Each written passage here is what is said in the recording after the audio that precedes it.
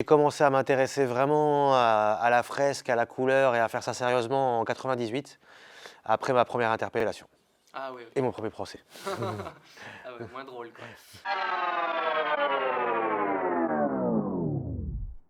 Salut Eta, comment vas-tu? Très bien, En pleine forme pour cette interview? ouais, c'est parti.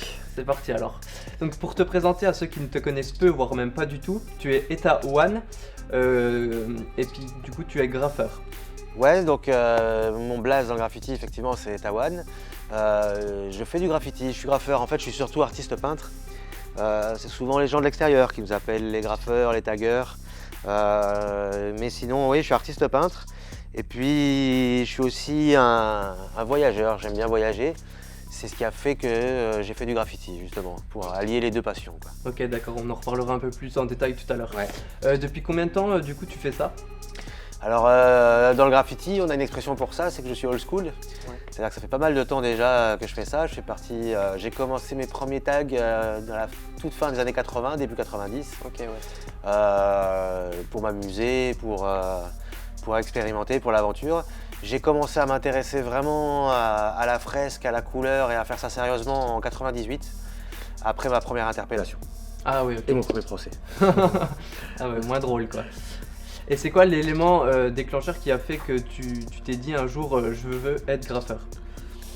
Il n'y a pas eu vraiment d'éléments déclencheurs. Disons que j'ai toujours kiffé l'expression, m'exprimer. Donc depuis tout petit, déjà je dessine, mais après j'ai joué de la guitare, j'ai fait de la danse hip-hop, je me suis intéressé à cette culture et puis à un moment donné, ouais, le graffiti a pris le dessus, le virus du graffiti a pris le dessus sur le reste. Il y avait cette idée de pouvoir bouger avec les copains et de peindre à l'extérieur qui a fait que ça a pris toute la place. Ok, d'accord. Et du coup, tes dessins, c'est toi qui les fais ou tu t'inspires de quelqu'un? Alors ça c'est une bonne question. Je crois que je suis un peu comme tout le monde, c'est-à-dire que pour être capable de créer ses propres images, il a d'abord fallu en copier beaucoup. Donc je crée mes propres dessins, j'ai mes propres images dans certains cas. Dans d'autres cas, et je fais un petit peu comme dans le rap, du sample. Surtout pour les commandes, le travail, c'est-à-dire que je vais prendre plusieurs images, en couper une partie, la coller sur une autre, exactement comme un musicien quand il sample dans un morceau de rap. Et puis pour ce qui est du lettrage, du graffiti pur et dur, alors là, il faut savoir que le graffiti c'est une culture et c'est aussi un style de vie, c'est-à-dire que contrairement au street art, il y a vraiment des codes et toutes des figures de style à connaître. C'est un petit peu comme dans le skateboard. Si on ne sait pas faire les figures de base, on ne peut pas être skater. Ouais, ok. On pourra Il y a une inventer norme des à respecter. figures, on pourra faire des trucs, on sera un acrobate mais pas un skater. Dans le graffiti, si on ne connaît pas le flop, le wall style, le throw up, on peut difficilement dire qu'on est graffeur, quoi. Ok, ouais, très bien. Et il y a un graffeur du coup qui t'inspire? Alors c'est la suite un petit peu de ce que j'étais en train de dire, c'est-à-dire que je me suis évidemment inspiré de tous mes aînés pour apprendre à faire du graphe et donc du coup tous ceux qui pratiquaient avant moi m'ont finalement inspiré. J'ai pas d'idole ou quelqu'un comme ça qui me vient en tête. Là j'ai des noms qui me viennent en tête mais tu me poserais la question 5 minutes avant, 5 minutes après, j'aurais d'autres noms à donner, quoi. Ok, ouais, c'est différentes personnes quoi. Tout Ouais. le monde en gros. Ouais, et beaucoup de graffeurs surtout, aussi des gens dans la peinture plus classique, voire dans le cinéma, dans la bande dessinée, dans la photographie aussi. Mais j'ai pas de grandes stars ou d'idoles qui m'ont inspiré au point de copier leur style, quoi. Ok, d'accord. Tu crées des fresques juste gigantesques. C'est quoi le plus long projet que tu aies créé? Alors le plus long, j'en sais trop rien, mais le plus dur en tout cas, c'était il y a 2 ans. C'était l'usine Canson, là où ils fabriquent le papier Canson, Ouais. à Annonay, dans le nord de l'Ardèche.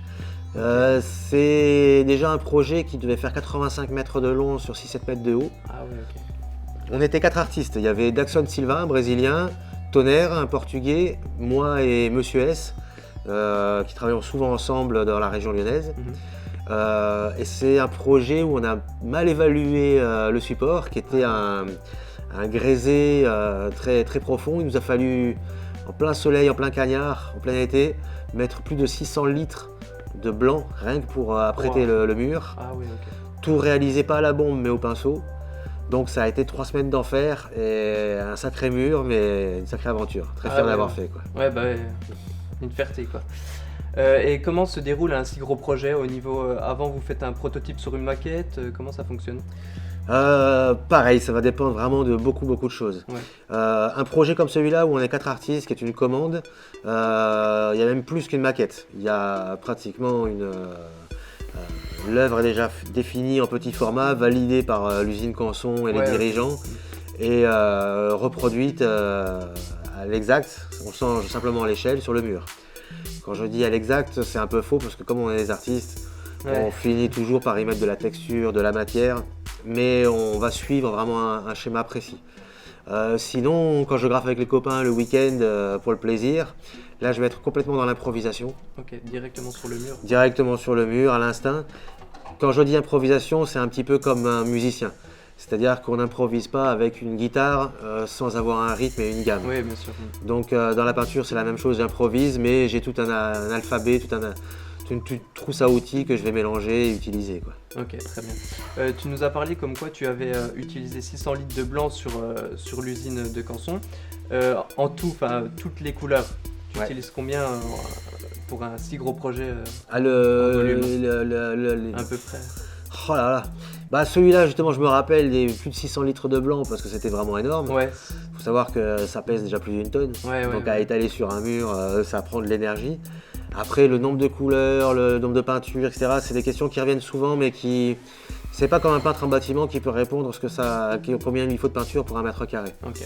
Sur 1 mètre carré, si je fais un chrome, il me faut un quart de bombe. Ouais. Si je fais un personnage photoréaliste avec tout plein de dégradés, d'effets de lumière, il va me falloir tout un panel de couleurs. Okay. Donc c'est une question sans réponse. Ouais. Ok, très bien. L'œuvre dont tu es le plus fier? Alors ça, c'est une question qu'on me pose souvent. Ouais. Comme je disais tout à l'heure, je fais aussi du voyage. Alors on me demande aussi quel est le voyage dont je suis le plus fier. Ouais. Ce serait un peu comme si on demandait à une mère lequel de ses fils elle préfère. Ouais, c'est vrai.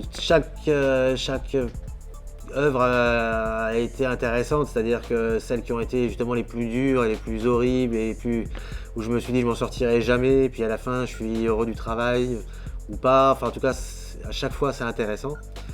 Donc finalement, à chaque fois qu'on me pose cette question-là, j'ai une réponse un peu différente. Je sais qu'en tout cas, il y a un mur à Joigny de 6 étages de haut que j'ai réalisé tout seul, à une époque où il y avait encore très peu de gens qui faisaient des grands murs. Donc celui-là, j'en étais fier très longtemps parce qu'il n'y avait pas d'autres exemples dans mon entourage de gens qui avaient fait aussi grand.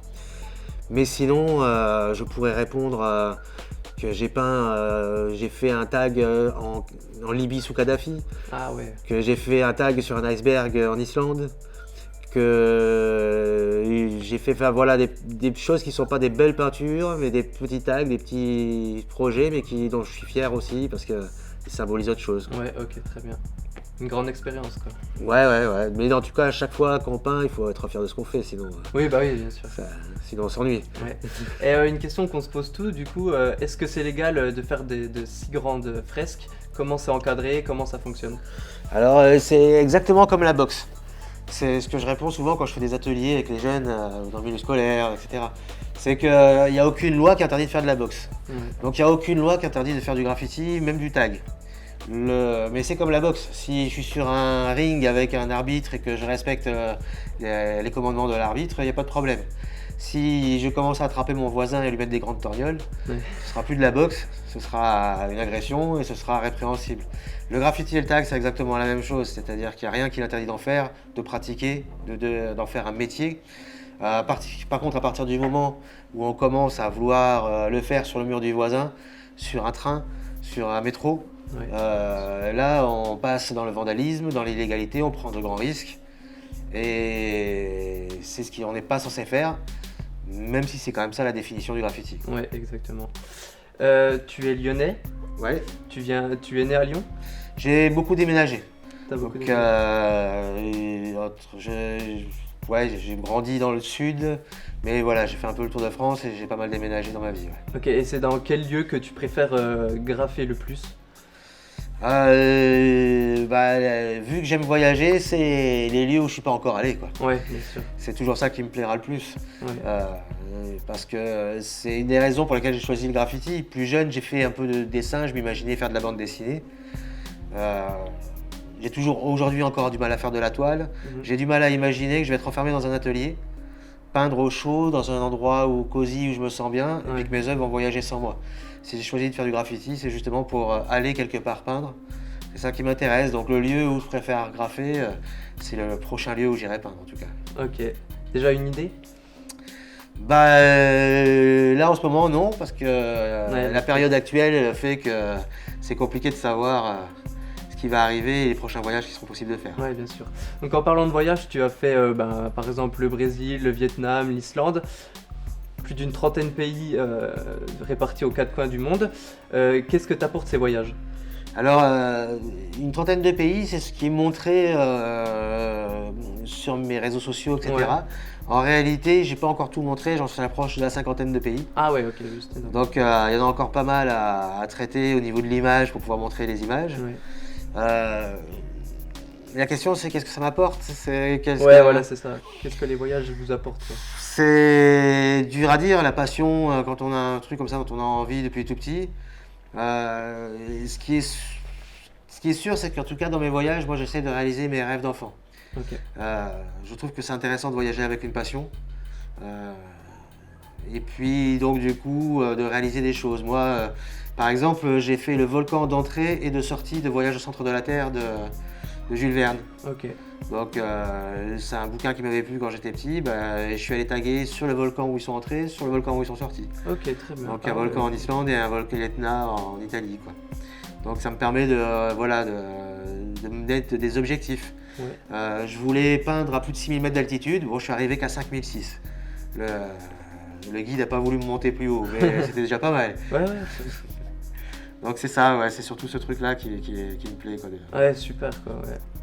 de me mettre des défis, quoi. Exactement. Lors de tes voyages, tu prends toujours un outil de graffeur avec toi. C'est quoi celui que tu n'oublies jamais? Je prends pratiquement rien. Ah, Alors, des fois, ça m'arrive de prendre des caps, des embouts qu'on met sur les bombes, parce que avec les marques qu'on trouve dans les autres pays, c'est très compliqué. Souvent, je prends aussi le masque de protection pour les gaz. ouais. Mais en réalité, le vrai problème, c'est que comme on ne peut pas mettre les bombes de peinture dans les avions, à moins d'envoyer dans un container, c'est compliqué, enfin, c'est pas ce que je fais. Je préfère me débrouiller avec ce que je trouve sur place. Ce qui fait qu'aujourd'hui, d'ailleurs, il y a des choses que je ne fais plus. Alors, soit parce que je trouve pas de bombe aérosol, Ouais. du coup, je trouve de la peinture acrylique que je trouve sur place. Et puis, des choses que j'ai pu faire, comme aller taguer sur un iceberg ou des choses comme ça. Aujourd'hui, l'image qui, moi, me plaisait bien, qui était un peu rebelle, un peu vandale, aujourd'hui, évidemment, avec l'écologie, c'est une image qui devient trop violente pour être expliquée. Ouais. Même si moi, j'ai des raisons de le faire, et ça me plaisait de le faire aussi pour faire des images fortes. Mais du coup, par exemple, aujourd'hui, quand je vais peindre en montagne, dans le désert, sur des glaciers, je vais plutôt faire de la sculpture en empilant des cailloux. Ok. Au bord d'une plage, en prenant les détritus qui traînent, et puis empiler les choses et écrire mon nom avec ce que je trouve sur place. Donc, du coup, des fois, même pas besoin d'avoir de bombes aérosols pendant les voyages, quoi. Ok. Très bien. Tu navigues entre différents styles, le lettrage, le pur graffiti. C'est lequel que tu préfères? Alors, la question du style, c'est une question que je me pose depuis quelques années et qui est assez dure. Parce que depuis quelques années, j'aimerais aussi faire un petit peu de toile. Ouais. Aujourd'hui, le street art a pris beaucoup de place dans le monde actuel. Moi, ma passion personnelle reste le graffiti, mais dans mon travail, dans mon expression, dans ce que je fais dans ce que je montre aux autres, ça a pris aussi de l'importance, le street art. Et on voit qu'aujourd'hui, on est revenu à un art plus classique et qui est plus dans la ligne de l'art contemporain, alors que le graffiti était vraiment en cassure par rapport à tout ça. Ouais. Aujourd'hui, on est revenu à quelque chose, pour être un artiste, il faut avoir une identité graphique forte. Des fois, un artiste qui fait des choses pas très intéressantes, mais qu'on reconnaît au premier coup d'œil, intéresse plus et interpelle plus que quelqu'un qui, comme moi, n'a pas vraiment de style précis. Ouais, bien sûr. Ouais. Moi, j'ai toujours eu envie de faire tout. du lettrage du personnage, du décor, de l'abstrait, du photoréaliste. Suffit que je vois quelque chose qui me plaise pour avoir envie d'essayer de le faire la prochaine fois. Ouais, c'est la passion, quoi. Ouais, et puis c'est le fait d'être un touche-à-tout et pas spécialiste de quelque chose. C'est Ouais. quelque chose qui m'a toujours plu, mais c'est aussi quelque chose qui aujourd'hui m'handicape. Et effectivement, de ne pas trop avoir une identité graphique forte euh, fait que je tape moins dans la mémoire des gens. Ouais. Mais j'ai beau me poser la question, je continue quand même à être touche-à-tout, c'est quand même finalement ce que je préfère. Ouais, voilà, c'est ça. Puis autant faire ce qu'on préfère, quoi. Alors je dirais que quand même le lettrage, c'est ma passion de gamin, et puis c'est ce qui me plaît aussi parce que beaucoup d'artistes cherchent à se différencier du reste du monde, Ouais. et donc avoir une identité propre, à être créateur dans le sens comme moi j'ai du mal à penser que quelqu'un invente tout. Je pense qu'on est tous un petit peu à remodeler ce qui a déjà été fait. Ouais. Et j'aime le graffiti, j'aime le lettrage parce que justement au lieu d'être de ce truc de l'artiste avec un grand A qui invente quelque chose d'unique, dans le graffiti il y avait aussi ce truc d'être une pierre à un édifice et donc de faire du lettrage, d'écrire son nom comme les autres, Ouais. et que ce simple tag dans la rue, quand c'est un artiste qui le fait, bon c'est une salissure, ça représente rien, ça veut rien dire. Quand c'est la terre entière qui se met à le faire, depuis assez longtemps aujourd'hui, et que ça se passe autant du côté israélien que du côté palestinien du mur, on voit bien quelque chose d'universel, et que d'être une pierre de cet édifice-là fait partie. Je ne suis pas simplement un artiste, je fais partie d'un mouvement culturel. Ouais, c'est ça. Donc le lettrage me plaît particulièrement pour ça, quoi. Ok, très bien. On a vu sur ton site internet que tu proposais des prestations comme des ateliers, même encore des expositions. Est-ce que du coup tu arrives à vivre de cette passion? Alors moi j'ai la chance de jamais avoir été un salarié. Ouais. Jamais eu de patron. J'ai toujours vécu de ça. J'ai commencé à travailler pour l'État en faisant des travaux d'intérêt généraux Ah ouais. parce que je m'étais fait attraper en train de tailler. Et puis je me suis dit que du coup, si je travaillais gratuitement pour l'État, ça voulait dire qu'il y avait moyen de travailler en gagnant de l'argent. Puis j'ai été repéré par Chalon dans la rue. Donc c'est un festival d'art de rue à Chalon-sur-Saône avec qui je suis resté résident pendant une dizaine d'années. Ok. J'ai organisé des festivals de graphes, des événements, des expositions, etc. Ça m'a permis de me développer et puis d'en faire mon métier. Donc j'ai toujours vécu que de ça, ouais. Ok, très bien alors. Vivre de sa passion, c'est quand même pas mal. Des fois, il faut se lever le matin quand on n'a pas envie, c'est pas toujours marrant. Donc c'est quand même un travail. Après, moi je suis pas riche, mais je voyage, je fais ce qui me plaît. Donc C'est ça. en qualité de vie, c'est plutôt cool. Ouais. Ouais, c'est pas mal. Et du coup, tu as des projets à venir ou en cours? J'en ai. Après, tant qu'ils sont pas signés, faut pas trop en parler parce que ça porte malheur. Ouais, bien sûr, ouais, c'est ça. Donc j'ai des projets, bien sûr. Pas de trucs à raconter là-dessus. Ouais. Je préfère parler de ce que je fais Ouais. que de Ok. parler d'un truc hypothétique. Ok, dans le futur, quoi. On connaît tous la crise sanitaire qui touche du coup le monde entier. Est-ce Ouais. que pour toi ça change beaucoup de choses? Alors ça a changé beaucoup de choses pour moi parce que ça m'a quand même empêché de travailler sur pas mal de projets, pas mal de choses. Surtout tout ce qui est la partie événementielle évidemment. Et puis ça m'a empêché effectivement de voyager surtout, puisque premier confinement je devais partir au Sri Lanka, plus d'avion. Deuxième confinement, en ce moment je devais partir sur un festival au Bénin, l'Effet Graph 7 à Cotonou, et j'ai été recalé par la police des frontières. Merci à eux. On leur fait un big up alors. Et du coup, raconte-nous un peu ce festival au Bénin. Alors du coup j'ai des nouvelles parce que je reçois des notifications sur les réseaux sociaux. Donc c'est un chouette festival, ils ont un mur très long qui fait plusieurs centaines de mètres de long, le long d'une rocade, d'un périphérique. Ils font venir des graffeurs un petit peu de toute l'Afrique et même de l'étranger, de France, du Brésil. Ok. C'est ce qu'on appelle un jam dans le graffiti. Tout le monde peint ensemble sur un grand mur pour faire une œuvre collective. C'est d'ailleurs un des grands intérêts qui m'a plu dans le graffiti, qu'on retrouve moins dans l'art classique et dans le street art. C'est cette idée de faire ce qu'on appellera un bœuf dans la musique, de se retrouver tous ensemble sur un grand mur, Ouais. de réaliser une œuvre collective pas chacun dans son coin, mais vraiment mélanger les styles et voir ce que ça donne. Les cultures aussi. Ouais, et donc et les cultures. Donc c'est ce qu'on peut voir là en ce moment sur ce festival qui a l'air vraiment bien. Ok, et il y en a beaucoup de festivals comme ça? Ouais, oui, alors il y en a toujours eu. Aujourd'hui, il y en a vraiment partout à travers le monde. Il y en a beaucoup en France sur la saison de l'été. Peut-être moins évidemment depuis un an, mais c'est quand même quelque chose qui se développe beaucoup et qui a toujours existé dans le graffiti. Le fait d'ailleurs, au-delà du festival, juste le fait de se passer des coups de fil entre potes, de se retrouver le week-end sur un grand mur et de peindre ensemble. Ok, d'accord. Bah, super, merci beaucoup. Maintenant, je vais te poser 10 questions où tu devras répondre le plus rapidement possible. Ça marche. Pistolet à peinture ou bombe à tag? Ah, bombe à tag, c'est le plus rigolo. Passé ou futur? Futur proche. Rêve ou réalité? Fantasme. Sushi ou sandwich? Sandwich au sushi. Fauteuil ou canapé? Hamac. Été ou hiver? Saison des pluies. La Wi-Fi ou le Wi-Fi? Ah bah la 4G en ce moment. Bon bah merci beaucoup, je te souhaite bon courage pour le futur. Qu'est-ce qu'on peut te souhaiter de bon? Eh bah la réouverture des frontières. Et bah merci beaucoup. Merci. Au revoir.